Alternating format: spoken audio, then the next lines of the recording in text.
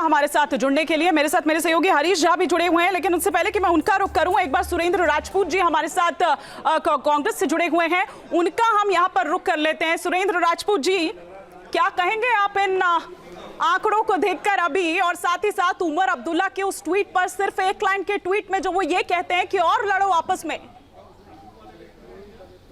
कहते हैं ना कि फैसला जो भी हो मंजूर होना चाहिए, जंग हो या इलेक्शन हो भरपूर होना चाहिए। हमने इलेक्शन भरपूर लड़ा और पूरी तरीके से लड़ा। कांग्रेस पार्टी जीतने के लिए चुनाव लड़ी, बाकी जनता जनार्दन है, जिसको चाहेगी जिताएगी, जिसमें उसे उम्मीद दिखाई देगी जिताएगी। और रही बात उमर अब्दुल्ला साहब की, तो उमर अब्दुल्ला साहब लड़ने की, भिड़ने की या लड़ाने की जिम्मेवारी सिर्फ कांग्रेस की नहीं है।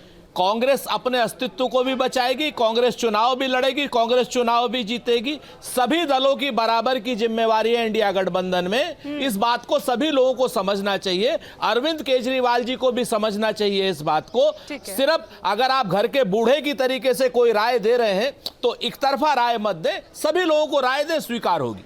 मुझे लग रहा है कि सुरेंद्र जी आज बीजेपी से ज्यादा आप लोग खुश नजर आ रहे हैं, चाहे भले ही यहाँ पर आपका कोई भी आंकड़ा हो, लेकिन बीजेपी से ज्यादा आप लोग खुश लग रहे हैं, और ऐसा लग रहा है कि वो शीला जी के टाइम का बदला आज आप लोगों ने ले लिया।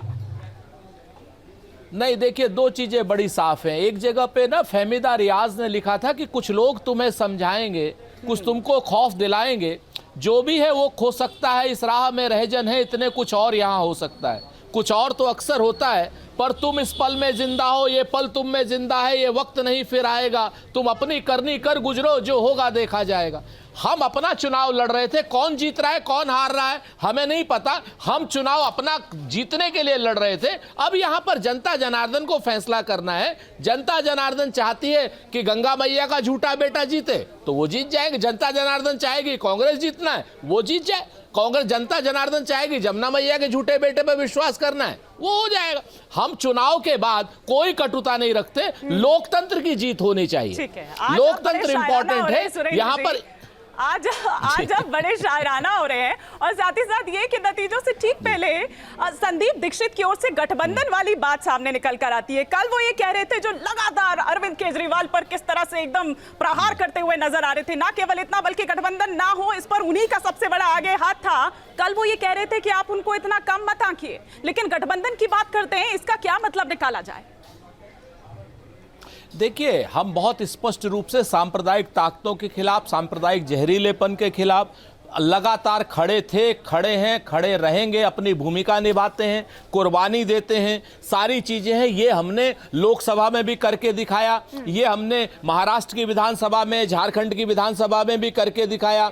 जहां पर हमारे समझौते नहीं हो पाए वहां पर नुकसान हमारा ही अकेले का नहीं होता, उन पार्टियों का भी होता है, और लोकतंत्र का नुकसान होता है, देश के संविधान का नुकसान होता है। ये चीजें सभी पार्टियों को समझनी चाहिए। हम जो है सांप्रदायिकता के खिलाफ गठबंधन के पक्ष में है, लेकिन गठबंधन में सभी लोगों की सुविधा भी होती है, और सभी लोगों का सुझाव भी होता है, और सभी लोगों की सहमति भी होगी, तभी गठबंधन होता है। मैं क्विक रिएक्शन मनोज सर आपका चाहूंगी। सुरेंद्र राजपूत जी के इस अंदाज पर भी आज कुछ बदले से और बड़े शायराना नजर आ रहे हैं। हाँ, देखिए, ऐसा है कि बड़े सालों के बाद, मतलब दो टर्म के बाद अभी कांग्रेस एक सीट में आगे है, तो मेरे ख्याल से तो ये कांग्रेस के लिए अगर यही स्थिति बनी रहती है तो मेरे को लगता है कि कांग्रेस के लिए एक बहुत अच्छी बात होगी।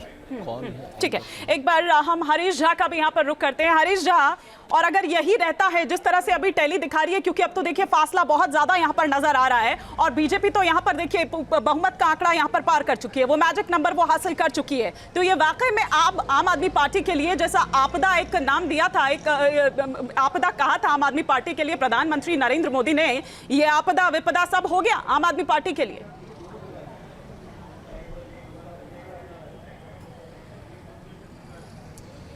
जी देखिए, बिल्कुल, सबसे पहले तो मैं आपको बताऊं, मैं नंद नगरी काउंटिंग सेंटर पर हूँ। 8 विधानसभाओं की काउंटिंग यहाँ पर हो रही है, और तस्वीरें जो है बहुत कुछ बता देती है।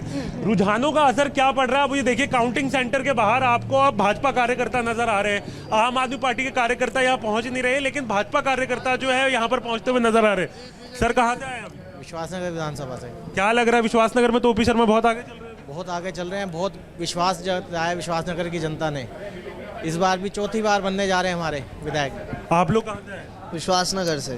बहुत बड़े मार्जिन में लीड कर रहे हैं। बिल्कुल चौथी बार जनता उन पर फिर विश्वास बना रही है और डबल इंजन की सरकार बनेगी और दिल्ली में गुंडा राज खत्म होगा।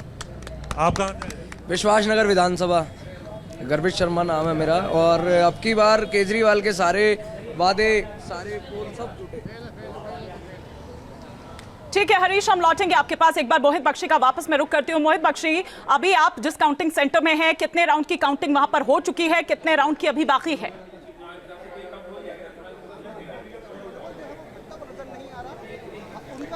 मैं इस वक्त आम आदमी पार्टी के हेडक्वार्टर पर हूं, जहां पर आप अगर देखें तो पीछे कार्यकर्ताओं की भीड़ लगनी शुरू हो गई है। यहां अभी ये शुरुआती तौर पर है, अभी ज़्यादा कुछ कहना ज़रूरी इसलिए नहीं है क्योंकि अभी उस तरीके से कार्यकर्ता नहीं आए, क्योंकि उनके भी दिलों की धड़कनें बड़ी होंगी।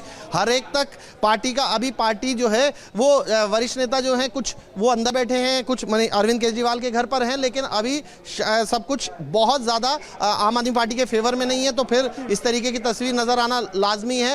हरीश वहाँ की तस्वीर भी बता रहे हैं काउंटिंग सेंटर की कि बीजेपी को जो बड़ा एक नंबर मिलता हुआ दिख रहा है रुझानों में वो हो रहा है। तो लेकिन अभी जो है तस्वीर अगर अभी की बात करूं तो इलेक्शन कमीशन की तस्वीर भी थोड़ी बदलती हुई दिख रही है। 38-27 पर जो है नंबर 41 अब बढ़ गया है, 41-27 हो गया है नंबर, यानी कि एक तरीके से बीजेपी बड़ा नंबर जो है वो गेन करती हुई नजर आ रही है। कहां 8 और कहां 41, तो आप समझ सकते हैं कि एक बड़ा नंबर गेन करती हुई बीजेपी नजर आ रही है। कितनी देर में उसका असर आम आदमी पार्टी के ऑफिस पर दिखेगा क्या वाकई, क्योंकि अभी मैं सोशल मीडिया पर कमेंट्स पढ़ रहा था, वहां पर कुछ कार्यकर्ता बहुत ज्यादा निराश जरूर नजर आ रहे हैं, क्योंकि जिस तरीके से 41 नंबर आया है वो वाकई कहीं ना कहीं आम आदमी पार्टी को परेशान तो कर ही रहा होगा। अभी निश्चित रूप से मोहित बख्शी, मैं लौटूंगी आपके पास, लेकिन मनोज सर, ये वर्स्ट एवर परफॉर्मेंस होगी आम आदमी पार्टी की अगर हम बात करें। और देखिए कि ये सिर्फ एक शख्स के चेहरे पर चुनाव लड़ा गया था और वो है अरविंद केजरीवाल। सब पूरा चुनाव सर उन्हीं के इर्द गिर्द था। ये उनके अस्तित्व की भी, उनकी राजनीति जो वो राजनीति एक बदलने के लिए, मतलब बहुत सारे सवाल है सर, क्योंकि उनके केंद्र में है अरविंद केजरीवाल। हाँ, आप देखिएगा कि पहले इलेक्शन में जो पिछला इलेक्शन था और ये जो इलेक्शन है इसमें सबसे बड़ा अंतर क्या है। उस इलेक्शन में जब आम आदमी पार्टी जनता के सामने गई थी तो उनके सामने एक पार्टी थी, वो पार्टी जो कि एंटी करप्शन पर बनी थी और करप्शन के अगेंस्ट काम करना और पूरे करप्शन को, पूरी व्यवस्था को ठीक करना और सरकारी सुविधाओं का लाभ नहीं लेना, घर नहीं लेना, गाड़ी नहीं लेना, इन्हीं सब मुद्दों पर ये पार्टी बनी थी, व्यवस्था को ठीक करने के लिए पार्टी बनी थी।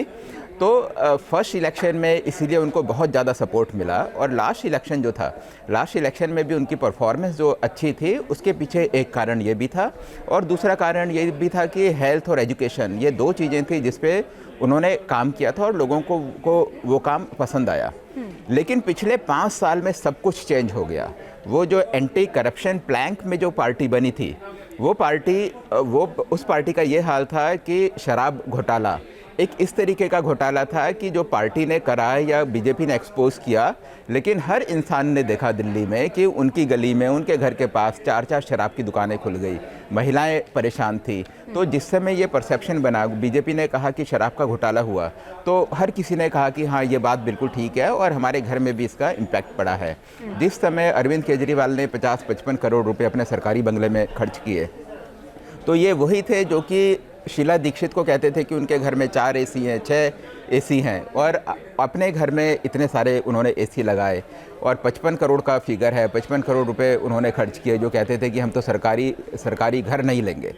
तो ये देखिएगा कि ये पार्टी बिल्कुल अलग थी। तो मिडिल क्लास इसलिए, इस कारण से इस पार्टी से, इस जो आम आदमी पार्टी से बिल्कुल ही अलग हट गई। ठीक है सर, बाकी मैं ये भी बात करूंगी क्योंकि कई ऐसी सीट्स हैं जहां पर हमने देखी कि सबसे ज्यादा वोटिंग परसेंटेज जो है वो दर्ज किया गया था, लेकिन कुछ ऐसी सीट्स भी थी जहां पर सबसे कम वोटिंग परसेंटेज दर्ज किया गया। ये क्या संकेत देता है? ये उदासीनता बताता है? ये क्या बताता है? जिसमें से बलीमारान की मैं अगर बात करूं, चांदनी चौक सीट की बात करूं, ग्रेटर कैलाश हो, करोल बाग हो, कस्तूरबा नगर हो, बलीमारान की अगर मैं बात करूं तो सर 2020 में 71.58% यहां पर वोटिंग दर्ज की गई थी, जबकि अब हम देखें 2025 मतलब इस बार की बात करें तो 63 - 7.71 का अंतर। सर ये क्या बता रहा है सर? देखिए, मेरे को ऐसा लगता है कि पहले लोगों ने एक बहुत ही जोश के साथ जो आम आदमी पार्टी को जो वोट किया था, तो उसके कारण हो सकता है कि परसेंटेज बड़ा हो, क्योंकि आपको ध्यान होगा कि जिस समय अन्ना आंदोलन हुआ था उस समय पूरी की पूरी दिल्ली सड़कों में थी। मतलब बड़ा रामलीला मैदान में हर कोई जाता था, बहुत बड़ा प्रोसेशन लगता था। जो वहाँ जा नहीं पाता था वो अपना घर बैठ के टीवी देखता था। तो लोगों का इन्वॉल्वमेंट बहुत ज़्यादा था। तो इसलिए पहले इलेक्शन में लोग बाहर भी थे और लोगों ने वोट भी अच्छे से किया। पिछली बार भी उसका थोड़ा इफेक्ट था। लेकिन मेरे को लगता है कि अरविंद केजरीवाल की जैसे छवि खराब हुई, आम आदमी पार्टी के जितने बड़े नेता थे सारे के सारे जेल में थे और ये सारे के सारे बेल में आज की डेट में बाहर हैं। तो ये जो परसेप्शन इस पार्टी का खराब हुआ, तो मेरे को लगता है कि उस खराब परसेप्शन के कारण ही लोगों में जो पहले वाला जो जोश था वो जोश मेरे ख्याल से आज की डेट में नहीं होगा। ठीक है, और सारा खेल अगर चुनावों में हम बात करें तो वो परसेप्शन का ही होता है। इस वक्त हमारे साथ बीजेपी के स्पोक्स पर्सन तुहिन सिन्हा भी जुड़ चुके हैं। सुरेंद्र राजपूत जी भी लगातार हमारे साथ बने हुए हैं। तुहिन सिन्हा जी, आज इन नंबर्स को देखकर, इन टैली को देखकर खुश तो बहुत होंगे आप? देखिए, बिल्कुल ये एक अप्रत्याशित ऐतिहासिक जीत है और पिछले कई हफ्तों से दिल्ली की जनता में एक आक्रोश था अरविंद केजरीवाल के प्रति। जिस प्रकार से पूरी सिविक इंफ्रास्ट्रक्चर दिल्ली के अंदर ठप हो चुकी थी, पिछले एक वर्ष में, केवल एक वर्ष में 18 जो है वाटर लॉगिंग के डेथ्स हुए थे, 26 इलेक्ट्रिक्यूशन के डेथ्स हुए थे। आपको पता है कि किस प्रकार से 1/3 जो है दिल्ली की जनता, 1/3 जो बच्चे हैं दिल्ली के, वो अस्थमा से रिलेटेड समस्या से जूझ रहे हैं। तो इन सभी बातों को लेकर लोगों में एक आक्रोश था। लेकिन आज से लगभग 10 दिन पहले जिस प्रकार की शरारतपूर्ण झूठ उन्होंने कही थी हरियाणा सरकार के विरुद्ध, जब उन्होंने कहा था कि हरियाणा सरकार जो है दिल्ली में जेनोसाइड कराना चाहती थी, मेरे ख्याल से ये जो आक्रोश था वो एक अलग लेवल पर पहुंच गई। और पिछले हफ्ते भर में मेरे ख्याल से बहुत बड़े पैमाने पर जो अनडिसाइडेड वोटर्स थे उन्होंने भारतीय जनता पार्टी के प्रति अपना रुझान किया है। अन्यथा ये इस प्रकार का 2/3 बहुमत जो है वो मेरे ख्याल से आज से 1 महीने पहले जो है किसी ने इसकी कल्पना नहीं की थी। पूरा श्रेय जो है ये डबल इंजन की सरकार की जो एक संकल्पना प्रधानमंत्री मोदी जी ने दी है। मेरे ख्याल से डबल इंजन सरकार की चाहत दिल्ली वासियों में है। वो चाहते हैं कि समस्याओं का निदान हो, वो नहीं चाहते हैं कि लोग बहाने मारे। जिस प्रकार से जो है आम आदमी पार्टी केवल और केवल बहाने देती थी, तो मेरे ख्याल से दिल्ली के लिए एक नया दिन है, एक नए युग की शुरुआत हो रही। तो तुहिन जी, अब अगला सवाल मैं करूंगी तो आप कहेंगे कि देखिए अभी उसके लिए थामिए, अभी थोड़ा सा हमारे आला कमांड डिसाइड करेगा। लेकिन मैं पूछूंगी, आप जवाब देना ना देना आपके ऊपर है कि सीएम चेहरा कौन होगा फिर?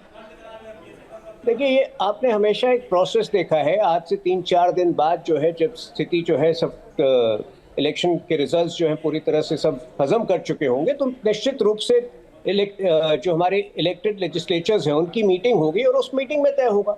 यही प्रक्रिया हर राज्य में फॉलो करती है। देखिए, हमारे लिए मुख्यमंत्री जो है वो उतना महत्वपूर्ण नहीं रहता है। हमारे लिए जो विषय थे, हमारी जो सोच है, हमारी जो डिलीवरेंस की क्षमता है, मेरे ख्याल से इन बातों को लेकर लोगों के मन में जो विश्वास है,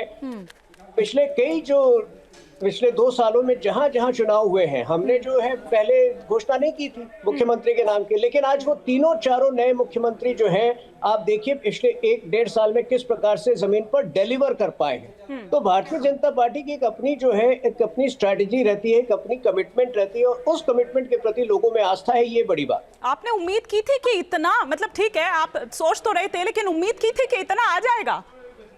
देखिए, मैंने जैसा कहा पिछले 10 दिनों में, जी 28-29 तारीख को जिस समय अरविंद केजरीवाल ने ये एक घिनौना झूठ बोला था हरियाणा सरकार के विरुद्ध, मेरे ख्याल से वो बहुत बड़ा इन्फ्लेक्शन पॉइंट था। ठीक है, लोगों के अंदर ये भावना आई कि ये व्यक्ति जो है, ये व्यक्ति देश हित में कभी काम नहीं कर सकता है। ये व्यक्ति जो है अगर अपने हार के डर से ये देश हित के विरुद्ध जा सकता है। और मेरे ख्याल से ये एक बहुत बड़ा टर्निंग पॉइंट है। रोक रही हूँ आपको जरा, एक बार बीजेपी हेडक्वार्टर रुक करते हैं। हमारे सहयोगी मधुरेंद्र कुमार हमारे साथ जुड़ चुके हैं। लेकिन मधुरेंद्र, आपका हम रुक करें, हमारे साथ कांग्रेस के वरिष्ठ नेता राशिद अल्वी जी इस वक्त हमारे साथ जुड़ चुके हैं। राशिद अल्वी जी, क्या कहेंगे अभी तक के ये जो आंकड़े देखकर, अभी क्या देख रहे हैं आप? टैली को देखकर क्या समझ रहे हैं?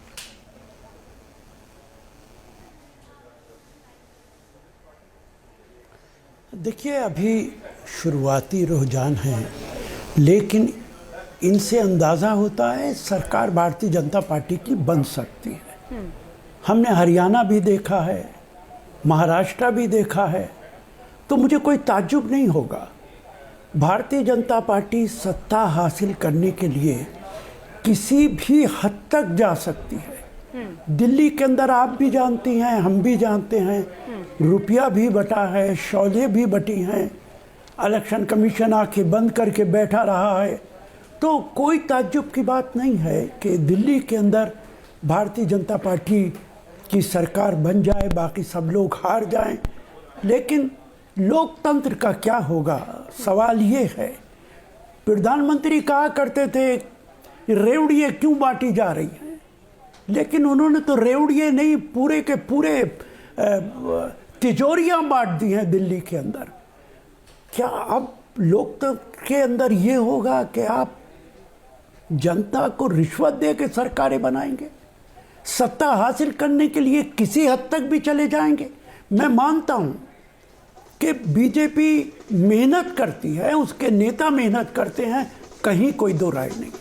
मैं ये पहले भी कह चुका हूं कि भारतीय जनता पार्टी के नेताओं के बराबर कोई पार्टी मेहनत नहीं करती है, लेकिन उनकी दिशा गलत है। वो जिस रास्ते पर जाते हैं वो रास्ता गलत है। वो देश को मजबूत नहीं करता, वो देश को कमज़ोर करता, वो लोकतंत्र को कमज़ोर करता। मेहनत की बात मैं हमेशा मानता रहा हूँ। उनकी बड़ी लीडरशिप, छोटी लीडरशिप 24 घंटे काम करती है। और अब तो मुझे ऐसा एहसास होने लगा है कि भारतीय जनता पार्टी को कहीं भी हराना मुश्किल काम है। ये विपक्ष के लिए बहुत दुश्वारी होगी कि भारतीय जनता पार्टी को हराया जाए, क्योंकि उसके मुकाबले पे ना आपके पास पैसा है, ना आपके पास संगठन है, ना आपके पास इतनी मेहनत है। कैसे हराएंगे? दिल्ली के अंदर जितना संगठन बीजेपी का रहा, आरएसएस का रहा, और ये भी मैं कहूँगा, इसको अप्रिशिएट करूँगा, भारतीय जनता पार्टी अपनी आइडियोलॉजी पे कमिटेड है, एंटी मुस्लिम आइडियोलॉजी पे कमिटेड है। उनकी जो विचारधारा है कि मुसलमानों के खिलाफ काम करो, उसमें कोई तब्दीली नहीं आती है। लेकिन सर ये बात आप कह रहे हैं, नतीजा ये होता है कि दूसरे राजनीतिक दल और ये माना जाता है, पर सर ये बात आप कह रहे हैं कि इतनी पुरानी पार्टी, इतनी बड़ी पार्टी, और आप वरिष्ठ नेता, मतलब ये बात कर रहे हैं, मुझे अचंभा हो रहा है। और ये माना जा रहा था कि शायद कांग्रेस जो है इस बार दिल्ली के इन चुनावों को त्रिकोणीय बनाने की कोशिश करेगी, लेकिन ऐसा कहीं नहीं दिखा, क्योंकि खाता भी खोलते हुए नजर नहीं आ रहे हैं। ऊपर से उमर अब्दुल्ला ये ट्वीट करते हैं कि और लड़ो आपस में।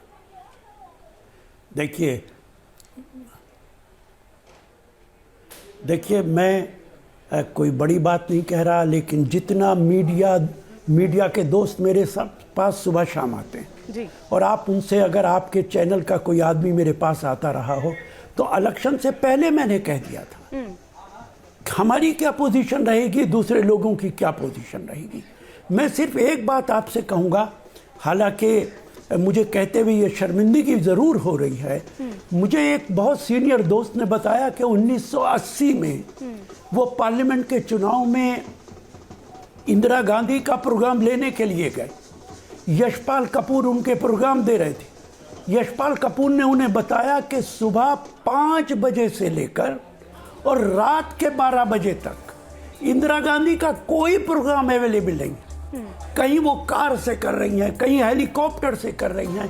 अगर 5 बजे से पहले और 12 बजे के बाद कोई प्रोग्राम चाहिए तो वो मिल सकता है।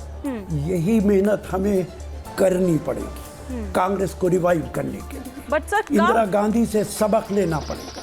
अगर हम नहीं लेंगे तो हमारे लिए बहुत दुश्वारियां, बहुत मुश्किलें पैदा हो जाएंगी। ठीक है, मैं लौटूंगी सर, और ये भी साथी, क्योंकि ये कहा जा रहा था कि इस बार जो कांग्रेस है ना, वो अपने को जीतने से ज्यादा, या अपनी जो एक जमीनी जो खोई थी जमीन, उसको वापस पाने के लिए तो जो लड़ रही है वो अलग बात है, लेकिन यहाँ पर उससे ज्यादा वो आम आदमी पार्टी को हराने के लिए लड़ रही है। मैं आऊंगी इन सवालों के साथ भी, लेकिन एक बार जरा बीजेपी हेडक्वार्टर, हमारे वरिष्ठ सहयोगी मधुरेंद्र कुमार इस वक्त हमारे साथ जुड़े हुए हैं, और जश्न की तस्वीरें जो हैं वो इस वक्त मधुरेंद्र जी वहां से सामने आ रही है। क्या चल रहा है इस वक्त वहां पर, और इस बार वहां जलेबियां आई हैं कि लड्डू आए हैं?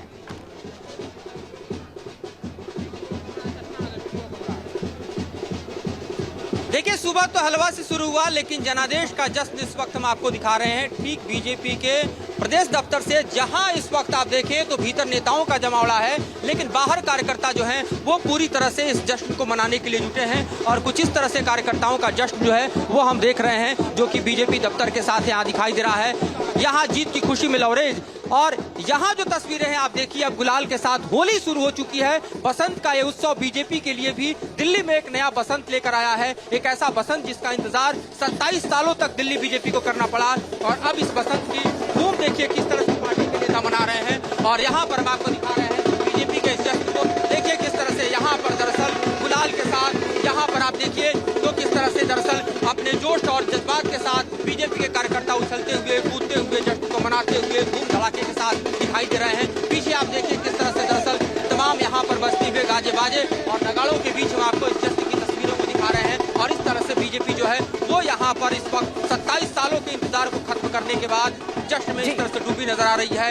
ये मुकाबला जो है वो अपने आप में दिलचस्पी भी होता रहा, क्योंकि ये लड़ाई किसी शक्ल के नाम पर नहीं बल्कि पीएम मोदी के चेहरे पर लड़ा गया। कार्यकर्ताओं के बीच जो है मोदी का जश्न आपको दिखाई दे रहा है, मोदी के नाम का यहाँ पर जयकारा लगता हुआ आपको दिखाई। देखिए भारतीय जो दिल्ली की जनता की जीत है, कार्यकर्ताओं की जीत है, तो बस 26 साल का वनवास खत्म हुआ है। तो देखिए किस तरह से बता रहे हैं कि ये जीत कार्यकर्ताओं की है, ये जीत जो है वो पार्टी की है, ये जीत मोदी की है, ये जीत पार्टी के नेतृत्व की है। और ये नेतृत्व किसी और का नहीं बल्कि नरेंद्र मोदी का नेतृत्व है, क्योंकि बीजेपी ने कोई यहाँ से सीएम फेस नहीं उतारा था। संगठनात्मक रूप से इस चुनाव को लड़ा गया, मोदी के चेहरे को आगे रखा गया। और उस दिल्ली में जहां पर केजरीवाल के अभेद किले को पिछले हम देखें तो 3 चुनाव में बीजेपी ने भेद पाई थी। बार बार बीजेपी सेंटर में सरकार बनाती रही पर दिल्ली उसके हाथ नहीं आई थी। बिल्कुल, इस बार सबको धता बताते हुए और वो 27 साल का सूखा जो है वो खत्म किया है मनोज गैरोला सर। और चूंकि जश्न भी बड़ा होगा, जाहिर सी बात है कि अगर बड़ी जीत मिलेगी, प्रचंड जीत की ओर आगे बढ़ रही है। हालांकि मैजिक नंबर छू चुकी है। अगर चुनाव आयोग के हम ऑफिशियल जो आंकड़ा है उसकी बात करें या फिर जो रुझान है उनकी बात करें, साफ तौर पर यहां पर नजर आ रहा है। लेकिन इस बार बीजेपी ने वो तमाम चीजें कि संगठन यहां नहीं चलता है, मंत्री यहां नहीं चलते हैं, वो नीति, वो तमाम चीजें, लेकिन इस बार उन सबको धता बताते हुए क्या सर वो 1 फरवरी वाला जो मैजिक है वो चल गया? वो जो हमने 12,75,000 वाला वो राहत देखी, 8 पे कमीशन की हम बात करें, क्या वो खेला कर गया क्या? देखिए ऐसा है कि जिस समय इलेक्शन की डेट अनाउंस हुई थी उस समय में आम आदमी पार्टी के पास एक बहुत बड़ी लीड थी। उन्होंने सारे कैंडिडेट अपने उतार दिए थे और साथ ही आपको ध्यान होगा कि जो 2100 रुपये की स्कीम थी उसके लिए उन्होंने रजिस्ट्रेशन करना शुरू करा, तो फॉर्म भरने के लिए लाइन लगती थी। उस समय आपने देखा होगा कि अरविंद केजरीवाल नैरेटिव सेट करते थे और बीजेपी उसको रिस्पॉन्ड करती थी। लेकिन धीरे धीरे जैसे इलेक्शन की डेट नज़दीक आती गई, हमने देखा कि पूरा का पूरा नैरेटिव बीजेपी सेट करने लगी और आम आदमी पार्टी कहीं बैकफुट में आ गई। तो आप ये देखिएगा कि जिस समय मोदी ने बोला कि मोदी की गारंटी है ये चीज़ कि भाई हम 2500 रुपये देंगे, तो जो लोअर तबके के लोग हैं जिनको 2500 रुपये चाहिए थे, तो मेरे को लगता है कि उनको फ़र्क पड़ा जब उन्होंने बोला कि जो फ्री की जो स्कीम चल रही हैं, फ्रीबीज या जो सोशल वेलफेयर स्कीम्स हैं, वो स्कीम्स वैसी की वैसी रहेंगी। जिस समय मोदी ने ये गारंटी दी तो लोगों को फ़र्क पड़ा। और मिडिल क्लास की हम बात करें तो मिडिल क्लास, क्योंकि करप्शन, मिडिल क्लास आम आदमी पार्टी को एक एंटी करप्शन के तौर पर देखती थी, लेकिन करप्शन आम आदमी पार्टी के ऊपर ऐसा चिपका कि इनके कई सारे नेता तो जेल के अंदर ही थे, तो मिडिल क्लास इनसे अलग हट गई थी। तो मेरे को लगता है कि उसका एक बड़ा कारण ये भी है। और दूसरा कि अगर अभी हम कांग्रेस की बात कर रहे थे, तो कांग्रेस अगर पहले से मेहनत करती, देखो कांग्रेस ने सिर्फ लास्ट के 2-3 दिन में ही मेहनत करी है। कांग्रेस की जो सेंट्रल लीडरशिप है, चाहे राहुल गांधी हो चाहे प्रियंका गांधी हो, आपको ध्यान होगा कि पहले उन्होंने अपनी पब्लिक मीटिंग अनाउंस करी, उसके बाद उसको उन्होंने कैंसिल कर दिया और जो भी 5-6 कैंडिडेट जो फाइट कर रहे थे वो अपने दम पर ही फाइट कर रहे थे।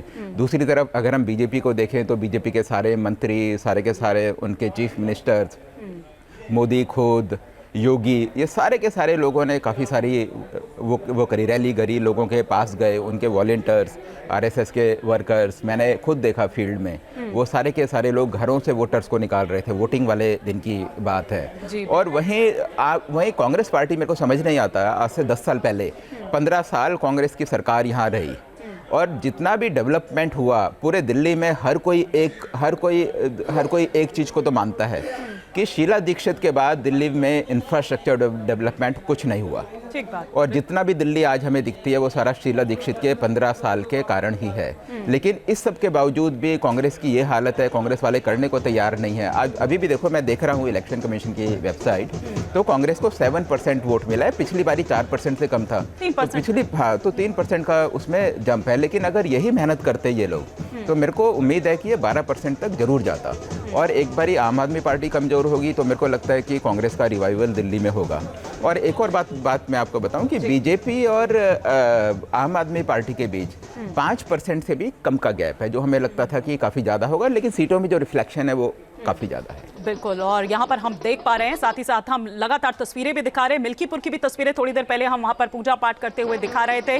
वहाँ पर बीजेपी जबरदस्त बढ़त बनाए हुए हैं और एक सियासी परसेप्शन बनाने वाला है ये उपचुनाव। अगर मिल्कीपुर उपचुनाव की बात करें तो उसके भी नतीजे आज ही आने हैं, जहाँ पर बीजेपी बढ़त बनाए हुए हैं। लेकिन राशिद अलवी जी, वही आत्मचिंतन मंथन की बात आप कर रहे थे, लेकिन सर इतने चुनाव हम देख चुके हैं, हर बार यही बात होती है, लेकिन सर वो चिंतन मनन कब होगा सर?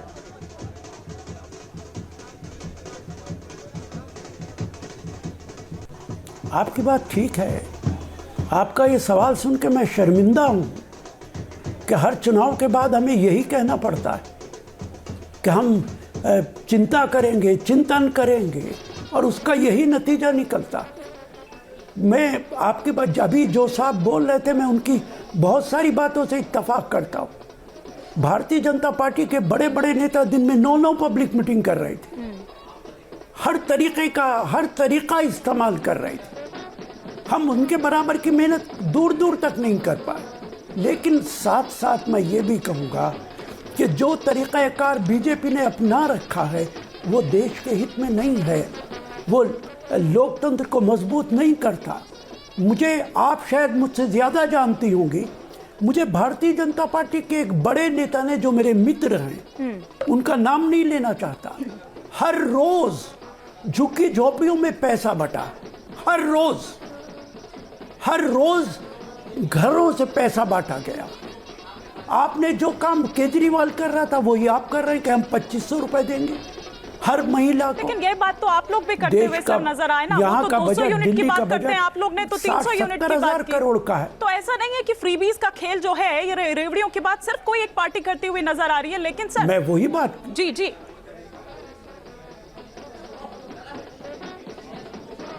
देखिए ये काम शुरू किया केजरीवाल ने, और उसके पीछे सारे राजनीतिक दल दौड़ रहे हैं। मैं यही तो बात कह रहा हूं आपसे। अगर हम कह रहे हैं तो हम भी गलत कर रहे हैं। हमें अपनी नीति लेके जानी चाहिए, ये नहीं है कि केजरीवाल के पीछे दौड़ना चाहिए। और मैं बड़ी आपसे भी कहता हूं, आप सारी चीज़ों को जानती हैं, दिल्ली का बजट 70,000 करोड़ है। दिल्ली में 40,000 करोड़ का डेट है, कर्जा है जी। दिल्ली के अंदर आपके पास कितने पैसे बचे हैं? और अगर आप 2500 रुपए हर महिला को देंगे, 1,55,00,000 दिल्ली में वोटर हैं, आधे महिला हुई, आप कैलकुलेट कीजिए 15,000 करोड़ तो आप बांट देंगे। दिल्ली के गवर्नमेंट एम्प्लॉइज को तनख्वाह कहां से देंगे?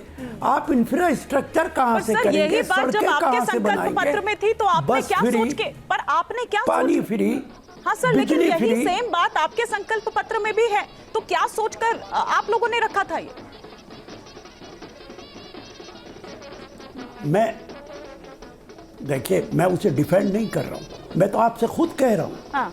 कि हमें भी अपनी नीतियां, जो बात अभी मेरे मित्र ने कही, मैं नहीं जानता वो कौन हमारे सा है, एडिटर इन चीफ है मनोज गैरोला जी, और उनकी बात बिल्कुल ठीक है। आपके नेता बिल्कुल नहीं निकले। आज तक हर आदमी कहता है, राहुल गांधी, प्रियंका कई जगहों पर कैंसिल कर देते हैं, पता नहीं अचानक क्या होता है, मतलब उस तरह से लड़ते हुए नजर नहीं आते सर। और उस दिल्ली में जहां पर आपको अगर अपनी खोई हुई जमीन तलाशनी है, टटोलनी है, तो आपको तो सब कुछ न्योछावर कर देना चाहिए था। वो वैसा कुछ दिखा नहीं, आपका फोकस सिर्फ 15% पर था। वो डीएम बाहुल जो इलाके हैं, सिर्फ उस पर फोकस था, क्योंकि यही आम आदमी पार्टी की टेंशन बढ़ाते थे। इसीलिए मैंने कहा कि आपका जीतने से ज्यादा, अपनी जमीन टटोलने से ज्यादा, आम आदमी पार्टी को किस तरह से डेट पहुंचाया जाए, उस पर ज्यादा फोकस था।